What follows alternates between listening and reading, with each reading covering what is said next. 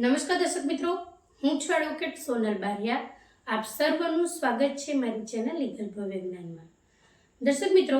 આજે આપણે એક કેસ વિશે જાણીશું કે જેની અંદર દર્શાવવામાં આવ્યું છે કે જ્યારે ખેતીની જમીનની અંદર વારસાઈ નોંધ કરવામાં આવે, પરંતુ જો એ ખેતીની જમીનની અંદર ગેરકાયદેસર બાંધકામ થયેલું હોય તો તેવા સંજોગો દરમિયાન વારસાઈ નોંધ પણ અટકી શકે છે.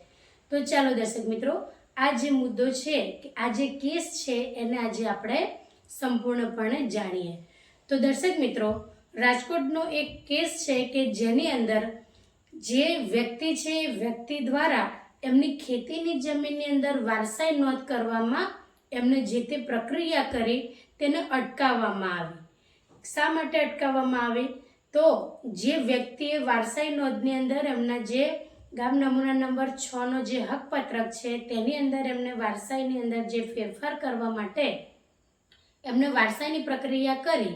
તો વારસાઈની પ્રક્રિયા ક્યારે થાય કે જે ખેતીની જમીનની અંદર એમને વારસાઈ પ્રક્રિયા કરવાની છે એ ખેતીની જમીનનો ઉપયોગ માત્ર ખેતીના ઉપયોગ માટે થતો હોય, પરંતુ જે વ્યક્તિઓ દ્વારા વારસાઈ કરવામાં આવી એ વ્યક્તિઓએ જે જમીન માટે એમને વારસાઈ કરી એ જમીનની અંદર ખેતી માટે ઉપયોગ નહીં, પરંતુ એની અંદર ગેરકાયદેસર જે બાંધકામ છે એ ઊભા હતા, એટલે કે બાંધકામ થયેલું હતું.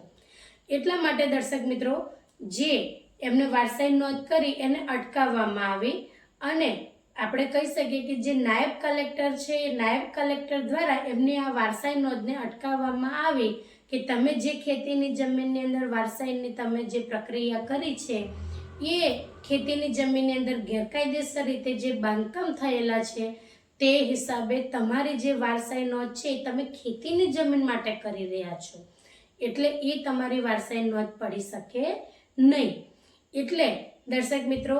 એ જે વારસાઈ નોંધ છે એને હકપત્રકે પણ એને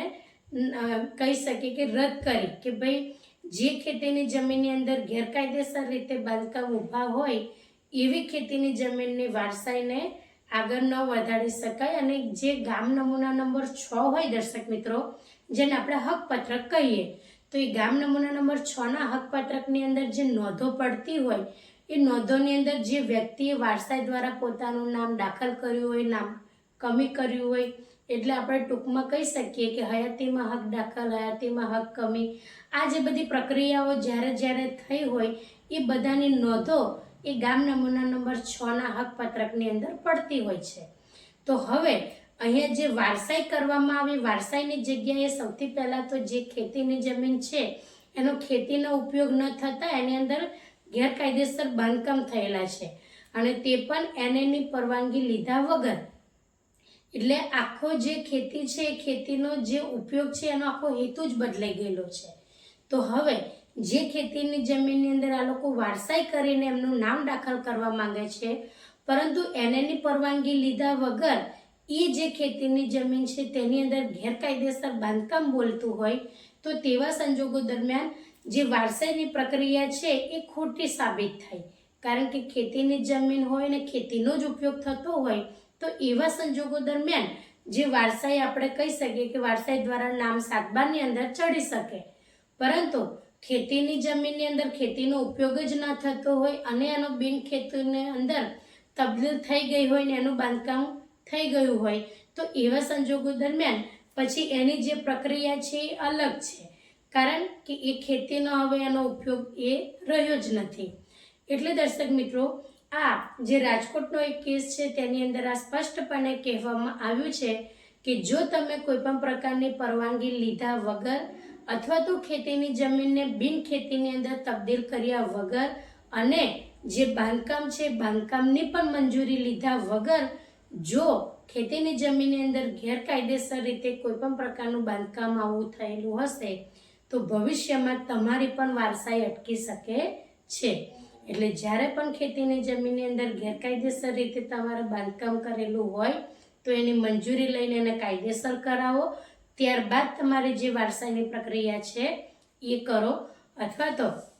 જો તમારી ખેતીની જમીન છે તો એની અંદર તમે માત્ર ખેતીનો જ ઉપયોગ કરો અને એ રીતના તમે તમારી વારસાઈએ કરી શકો છો. એટલે દર્શક મિત્રો આ કેસની અંદર ગેરકાયદેસર રીતે જે બાંધકામ થયેલું હતું ખેતીની જમીનમાં, એટલે ખેતીની જમીનની 7/12ની જે નકલ છે એની અંદર એ જે ખેડૂત હશે તેમના જે વારસદારો છે